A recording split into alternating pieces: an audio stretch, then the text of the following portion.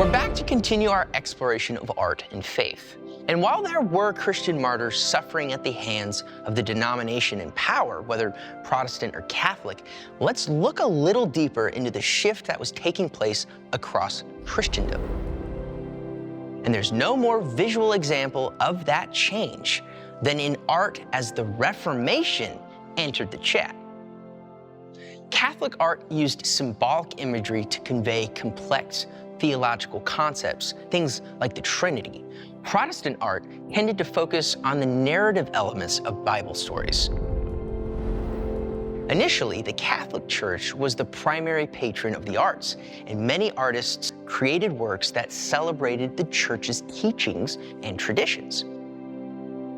The Protestant Reformation brought about changes in religious doctrine and practices, leading to a shift in the types of art that were valued and commissioned by churches. Protestant artists began to focus on creating works that reflected the simpler and more austere styles of worship that characterized Protestantism. Back then, artwork in stained glass windows were seen as distractions from worship. Catholic art often depicted saints and other figures as idealized, almost perfect beings with little emphasis on their humanity. They focused on the divinity. In contrast, Protestant art tended to emphasize the humanity of religious figures, making them more relatable and accessible to ordinary people. The Reformation brought change, and many artists found ways to adapt to the new religious landscape. And with that, I introduce Rembrandt Harmenzoon Ben Ringe, or just Rembrandt. He was the youngest of 10 children, but unlike Hildegard's family, his didn't have tithe, apparently. At least, not children. Instead, he went to school to study theology, but found himself drawn to art. Rembrandt's Protestant faith definitely had an impact on his art and set him apart from the master painters of history who were predominantly Catholic.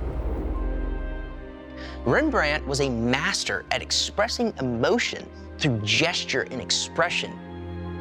In his painting, The Return of the Prodigal Son, he portrays the father embracing his son with a sense of compassion and forgiveness that feels very human and very relatable. Another important difference is the use of light and shadow. Rembrandt was known for his dramatic use of these two elements. It was used by many Renaissance artists, both Catholic and Protestant. However, Rembrandt took it to new heights, using it to emphasize the humanity and vulnerability of his subjects. Throughout his life, Rembrandt painted many biblical scenes and figures, such as the raising of Lazarus. But what's interesting is that he didn't just paint these scenes in a traditional formal way. There's also evidence to suggest that Rembrandt had some unconventional beliefs for his time.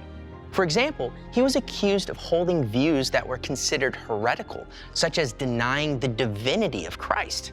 However, it's unclear whether these accusations were true or just a result of political and religious tensions in Amsterdam at the time. The trolls of this day, if you will. Despite controversies, there's no denying that Rembrandt's faith played a huge role in his life and art, and his paintings continue to inspire and provoke thought in people of all faiths to this day.